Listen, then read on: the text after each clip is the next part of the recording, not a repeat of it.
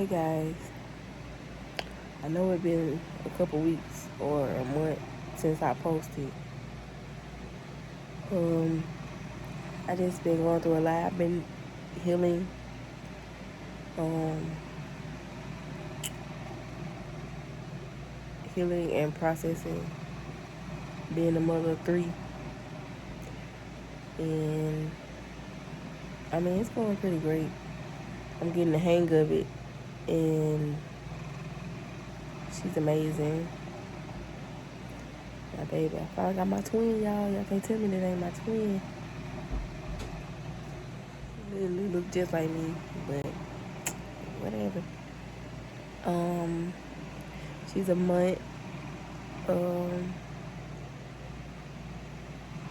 yeah, and I had to get my daughter used to her because she used to being a baby, so it took a while to get her adjusted and everything. And I'm trying to get her potty trained. She's 2, so if you have some potty training tips, please leave them below. I'm trying everything, but it's so hard. Like if she have no bottoms or nothing on, she would go, but I'm trying to get her to learn how to pull up down and go, and then pull her back up, because that's what she's gonna have to do eventually.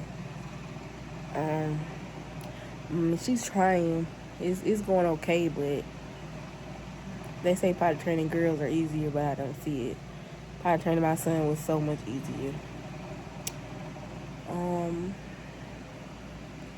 yes. Today is October the 2nd, and if you have been watching my YouTube and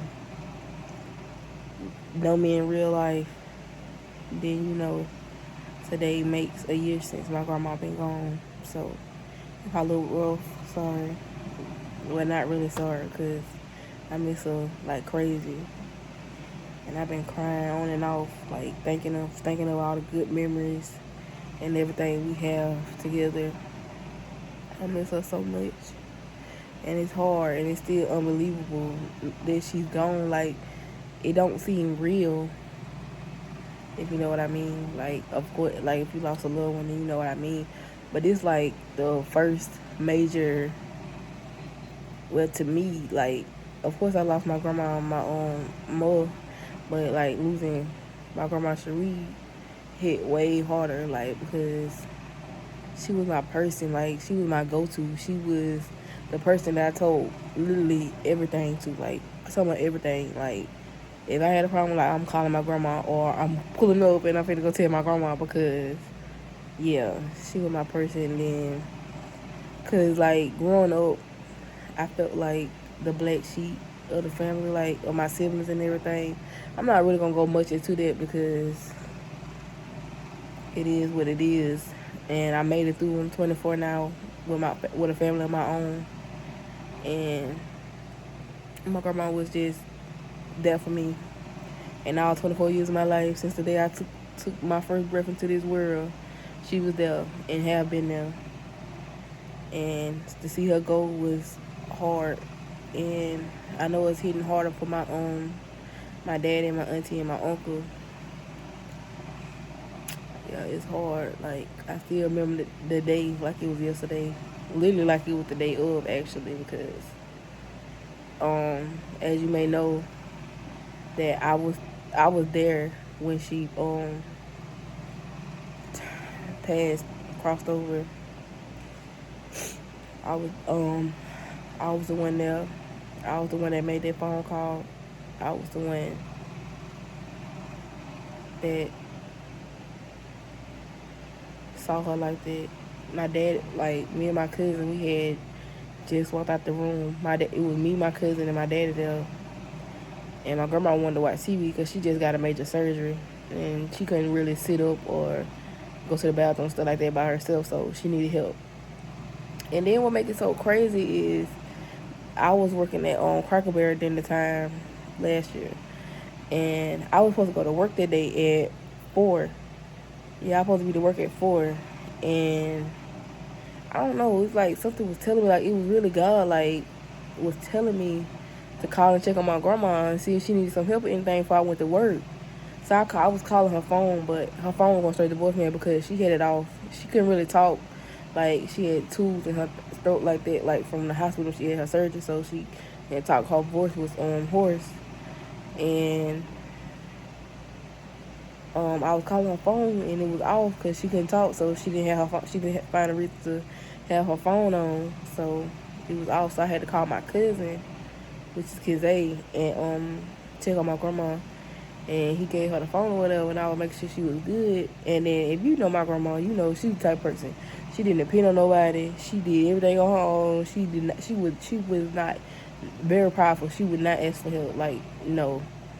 But I asked her that day. I was like, Grandma, do you need me to come help you? And she told me yes. So it's like God placed me there in that moment to talk to her or whatever. And yeah, so I called out of work and I went down there, and then my grandma ended up passing that day. And that storm so bad. But at the end of the day, I thank God that I was there to share my grandma's final moments with her. And I was able to see her the day that he made her angel. And even though I miss her, I know God needed her more. She was missing more of my grandma. She was missing her dad, and she was tired of fighting. Yeah, like we have a lot of health problems within our family and stuff like that, so we have to really take care of ourselves and our health. So it was taking a toll on her, and she was tired, but she knew we wanted her here, and she was fighting.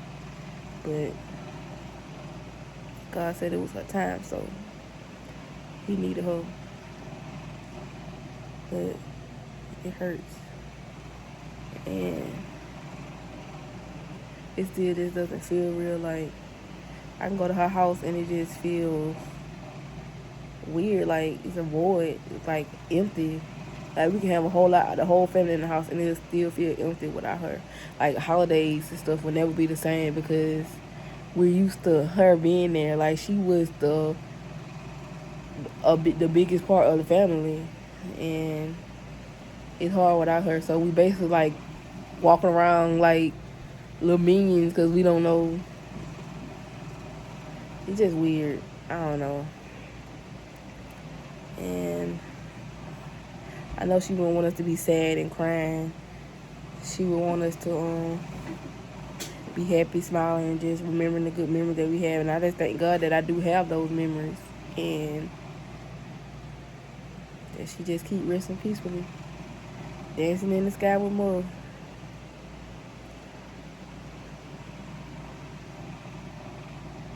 I miss my grandma. I'm like, all out of tears. Like, I just cry at the most random times. Like, cause it's like certain stuff that really remind me of her, and it's not a day to go by that I don't think about her. Because I literally was with my grandma almost every day. Not exactly every day, but almost every day. But I did have a point, like when I was pregnant with my daughter Kensley, not Arpin, the one I just had, but my daughter Kensley. When I was pregnant with her, I stayed with my grandma a lot. Like, I literally spent every day down there because my husband was on the road. You know, he was a truck driver, so I didn't want to be home alone. So me and Brady went down there and stayed with my grandma, and yeah, I was with her every day. And going to Walmart is not the same at all. Like, that was my grandma's favorite place. I miss when Walmart was 24 hours, because we used to go at the most random times. It could be like 2 o'clock in the morning. She was like, whoever up in the house, let's go to Walmart. And like, I miss stuff like that, and I will miss stuff like that. And whenever I needed her, she was there, always, taking me to doctor's appointments. She was there throughout my whole pregnancy with my daughter, and it hurts my heart that she doesn't know. Well, I'm sure she knows, but she's not here physically to meet my daughter that I just had. And then I finally got a baby that looked like me, and I just know she would have been so happy, like, because that's what I always wanted. My older 2 kids came out looking like their dad, and his genes are real strong. My dad has strong genes, but my husband's genes overpowered mine a little bit. But I just prayed for my baby to look like me, And she did.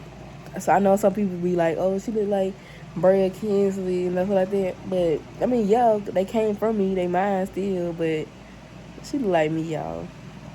Tell me what y'all think. Don't be no hater in the comments. Shoot. But yes, October 2nd is a day to remember. Today marks a year. And yeah, feel weird. I'm gonna post some memories and some pictures of her.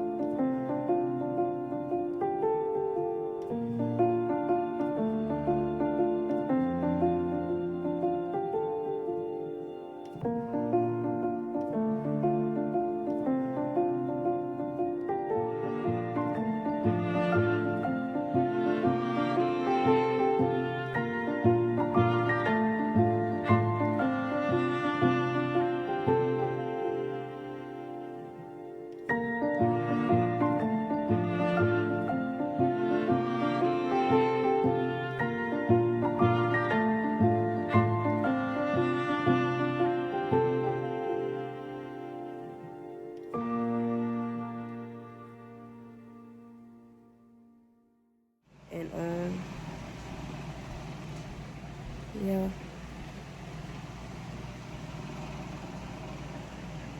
Y'all just say a prayer for me and my family.